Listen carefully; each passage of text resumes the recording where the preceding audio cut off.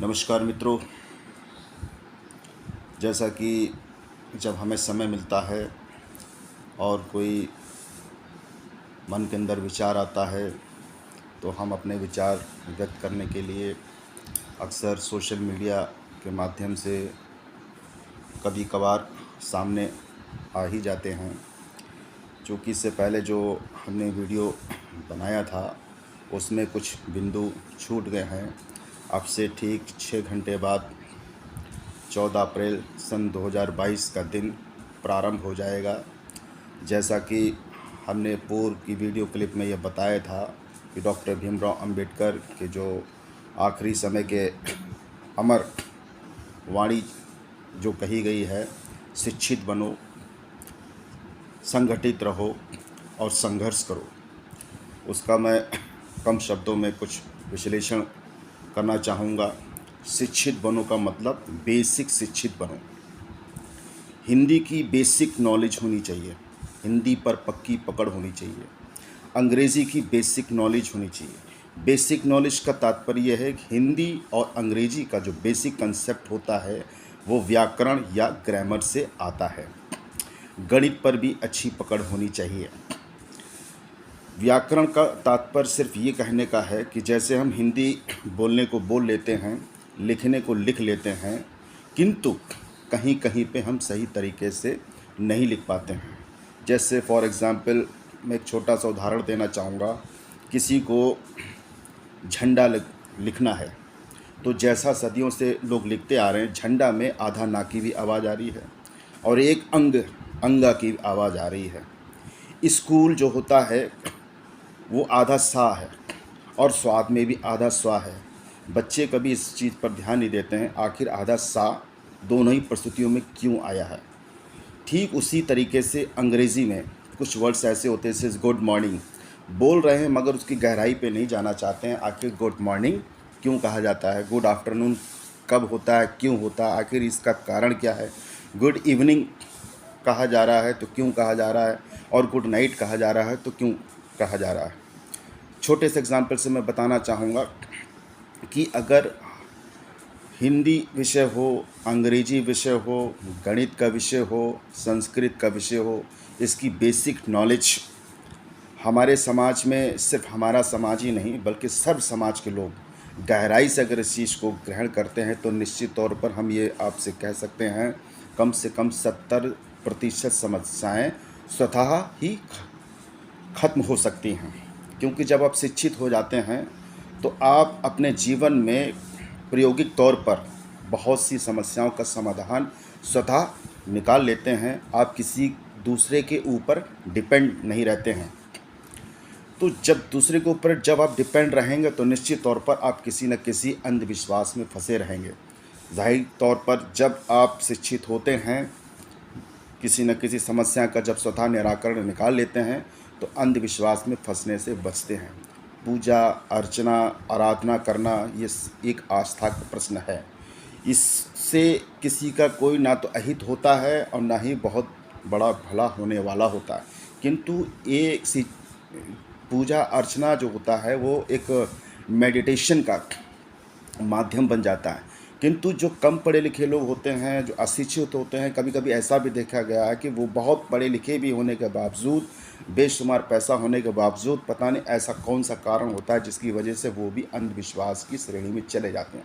खैर, हम इस पर चर्चा इसलिए नहीं करना चाहेंगे क्योंकि एक धर्म विषय है। दूसरी बात कही है संगठित रहिए। संगठित रहने का तात्पर्य ये है, कुछ धर्म ऐसे हैं, कुछ वर्ग ऐसे हैं जिनकी संख्याएं कम हैं, उसके बावजूद वो अपनी जाति की संख्याओं को बढ़ाने के लिए अन्य जातियों में विवाह संपन्न करते हैं और ऐसा प्रचलन दिखाने का परंपरा डाल रखी है। और उनका ये मानना होता है कि ये तो हमारे धर्म की या हमारे इस धर्म की नीति है। ठीक उसी तरीके से मैं शेड्यूल कास्ट के लोगों से कहना चाहूँगा, बैकवर्ड्स के लोगों से कहना चाहूँगा कि आपके जाति में या धर्म के अंदर जो कील ठोक रखी है उस कील को निकालने का प्रयास कीजिए।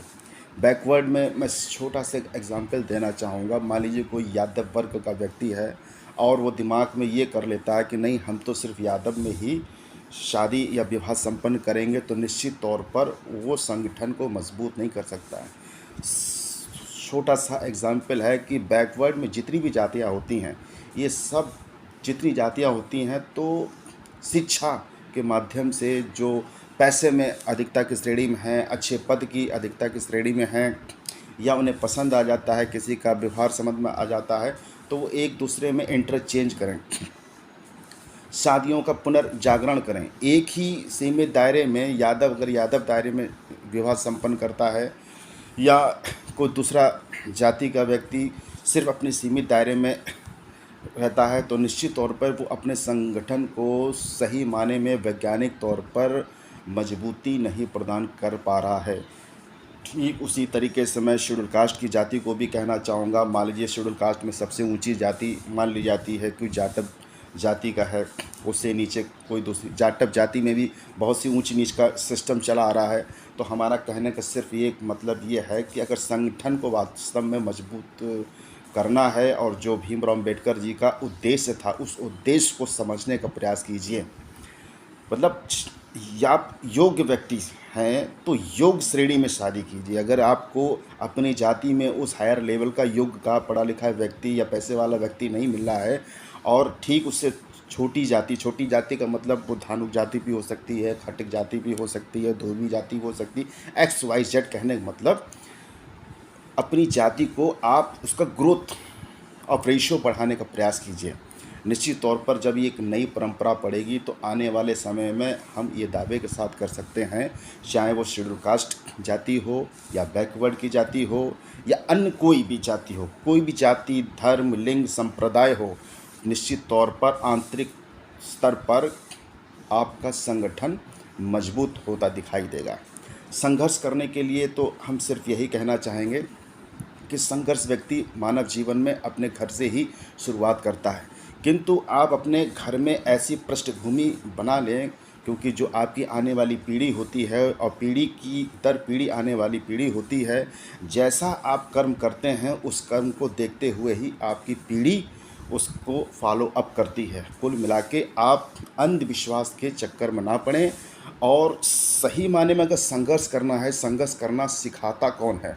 क्योंकि एक जो लेडीज़ होती है, औरत होती है, अपने गर्भ में अपने बच्चे को कोई 8 महीने तक गर्भ में रखती है, कोई 9 महीने तक रखती है, फिर वो जब वो पैदा होता है तो उसको पाल पोस कर बड़ा करती है, तो कितना वो संघर्ष करती है। सोचिए थोड़ा से, उससे हमें प्रेरणा लेने की ज़रूरत है कि औरत यानी वो लड़की जो होती है कितना संघर्ष करती है, और जीवन पर्यंत संघर्ष ही करती रहती है, फिर भी उस पर पुरुष जाति किसी न किसी रूप में, प्रत्यक्ष या अप्रत्यक्ष रूप में उस पर किसी न किसी प्रकार का दबाव बनाता ही रहता है। तो मेरा सभी हमारे भाई बंधुओं से, सर्वजन लोगों से एक सुझाव है, एक उनसे मैं इल्तिजा करना चाहता हूँ कि आप लड़कियों को, बालिकाओं को, जो लेडीज़ हैं, उनको सबसे ज़्यादा जितना भी हो, जैसे भी हो, जितना अधिक से अधिक उनको आप शिक्षा देने का कार्य कर सकते हैं, पढ़ाने का कार्य कर सकते हैं, उनका मनोबल बढ़ाने का कार्य कर सकते हैं। निश्चित तौर पर हम ये कहना चाहेंगे, फिर संघर्ष की जो एक लिमिट होती है, ऐसे मान के चलिए 50% उनके संघर्ष को देखते हुए बच्चे स्वतः संघर्ष करना सीख जाएंगे। अंत में हम सिर्फ यही कहना चाहेंगे कि डॉक्टर भीमराव अंबेडकर जी महान विभूति थे, जिन्होंने भारत का संविधान बनाया। भारत का संविधान 2 साल 11 महीने 18 दिन में बनकर तैयार हुआ। और अक्सर लोग मंच पर यही बात करते आते हैं कि भारत का संविधान जो है वो डॉक्टर भीमराव अंबेडकर ने बनाया, किंतु मेरा खुद का व्यक्तिगत विचार है, मैं यदि कोई कार्य करता हूं तो अकेले नहीं कर सकता हूं, किसी न किसी का मुझे सहयोग की आवश्यकता पड़ती है। हाँ, एक बात ये सत्य है, लीडरशिप क्वालिटी में कोई एक व्यक्ति लीडर होता है, क्योंकि उसके अंदर वो क्वालिटी है। ठीक इसी तरीके से संविधान प्रारूप समिति के डॉक्टर भीमराव जी अध्यक्ष थे, किंतु उनकी कोर कमेटी में 7 लोग थे, उन 7 लोगों का भी योगदान रहा है। तीसरा मैं ये कहना चाहूँगा, अक्सर मंच पर जब भी कोई जयंती होती है, अंबेडकर जयंती नहीं, बहुत सी जयंतियाँ, रविदास जयंती हो, गुरु गोबिंद सिंह जयंती हो, फलाना जयंती हो, अक्सर जयंती जब होती है तो हम जिस समाज में रहते हैं, तो जो इतिहास में बीत चुका है उसको सिर्फ पढ़ने की ज़रूरत है, समझने की ज़रूरत है, और आप अपनी जाति का विकास कैसे कर सकते हैं उसकी ज़रूरत है। किंतु खुले मंच से किसी का विरोध करना उचित नहीं होता है, क्योंकि जो विचार गोष्ठी होती है वो किसी को शिक्षा देने और शिक्षा लेने, ज्ञान बांटने और ज्ञान लेने का कार्य होता है, ना कि ये राजनीतिक कोई मंच नहीं है। यदि आप कोई गोष्ठी कर रहे हैं तो राजनीतिक मंच नहीं है। एक इंसान दूसरे इंसान की बुराई करके उससे लाभ लेने का प्रयास करे, मैं समझता हूँ कि कदापि ऐसा हो ही नहीं सकता है। इलेक्शन में जो राजनेता लोग होते हैं वो अशिक्षित लोगों को भाषण के माध्यम से बंटवारे के रूप में परिवर्तित कर देते हैं, किंतु जब वो इलेक्शन जीत जाते हैं और जो व्यक्ति इलेक्शन नहीं जीता होता वो संपन्न परिवार से होता है, तो हायर लेवल पर आपस में मिल बैठकर बांटकर खिलखिलाते हैं और हंसते हैं। तो हमें उनसे सीखना होगा, क्योंकि उनके पास धन है, बल है, सोर्स ऑफ इनकम है, हर तरीके की नीतियाँ उनके हाथ में होती हैं, तो उनके हाथों की कठपुतली हमें नहीं बनना है। कुल मिला के हम कब शब्दों में अपनी बात कहना चाहेंगे कि अंबेडकर जी ही नहीं, ऐसी बहुत से महान विभूतियाँ थीं जिनका अगर हम नाम लेंगे तो शायद हमारे पास लिस्ट भी ख़त्म हो जाएगी।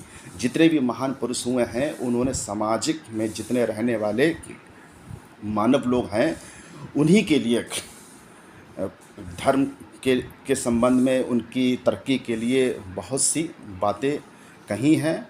और एक बात और हम ये कहना चाहेंगे कि एससी समाज हो, चाहे बैकवर्ड समाज हो, या अन्य कोई भी समाज हो, शराब, मीट, मांस, मदिरा से जितनी आप दूरी बना कर रहें उतना ही शायद उचित रहेगा, बेहतर होगा। आप यदि जैसे अम्बेडकर जी ने भी एक छोटा सा डॉगी पाला था, तो पालने के पीछे क्या कारण रहा होगा? पालने के पीछे यही कारण रहा होगा कि सब लोग जानते हैं कि कुत्ते का एक ही कार्य होता है, घर की सुरक्षा करना। किंतु जब किसी जीव जंतु से आपको प्रेम हो जाता है तो आपको ऐसा लगता है कि हम बकरे का मीट खा रहे हैं, भैंस का खा रहे हैं, गाय का खा रहे हैं, मुर्गी का खा रहे हैं, तो कभी कभी ऐसी संभावनाएं प्रबल हो जाती हैं, आप मीट खाना स्वतः छोड़ देते हैं। तो आप अपने घर में जीव जंतु से प्रेम की ओर की देर से ही भले आकर्षित हों। जब आप अपने घर में किसी डॉगी को पालते हैं, किसी तोता को पालते हैं, किसी मैना को पालते हैं, मछलियों को पालते हैं, या अपने घर पे बिल्ली को पालते हैं, इस तरीके से पालते हैं, तो आप एक तो उससे प्रेम की संभावनाएं प्रबल हो जाती हैं। दूसरा, मॉर्निंग में उठना है, इवनिंग में उसको भोजन देना है, एक जिम्मेदारी आपके अंदर क्रिएट हो जाती है। तो कुल मिलाकर छोटे छोटे कार्यों से आप बहुत बड़े कार्य कर सकते हैं। अंत में हम डॉक्टर भीमराव जैसे महान देशभक्त, सिंबल ऑफ नॉलेज को जय हिंद बोलना चाहेंगे, और एक ही बात कहना चाहेंगे, एससी समाज और बैकवर्ड के समाज और अन्य गरीब वर्ग के समाज के लोगों से शिक्षित बनो, किंतु बेसिक शिक्षित बनो। हिंदी पर अच्छी कमांड होनी चाहिए, अंग्रेज़ी पर अच्छी कमांड होनी चाहिए, संस्कृत पर अच्छी कमांड होनी चाहिए, गणित पर अच्छी कमांड होनी चाहिए। फॉर एग्ज़ाम्पल, जैसे मैंने बोल तो दिया, गुड मॉर्निंग बोल देते, गुड मॉर्निंग यानी क्रिया चल रही है, यानी सुबह 4 बजे से लेके 12 बजे तक पृथ्वी दक्षिण से पूर्व की ओर घूमती है, अपनी दूरी पर घूमती है, सूर्य यथावत एक जगह पर रहता है।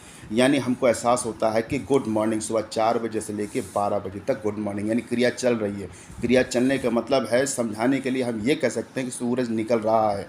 सूरज नहीं निकलता, सूरज यथावत अपनी जगह पर है, किंतु दक्षिण से पूर्व की ओर जब पृथ्वी घूमती है तो उस धुरी पर सूर्य पूर्ण रूप से निकल चुका होता है, यानी अब क्रिया ख़त्म हो चुकी।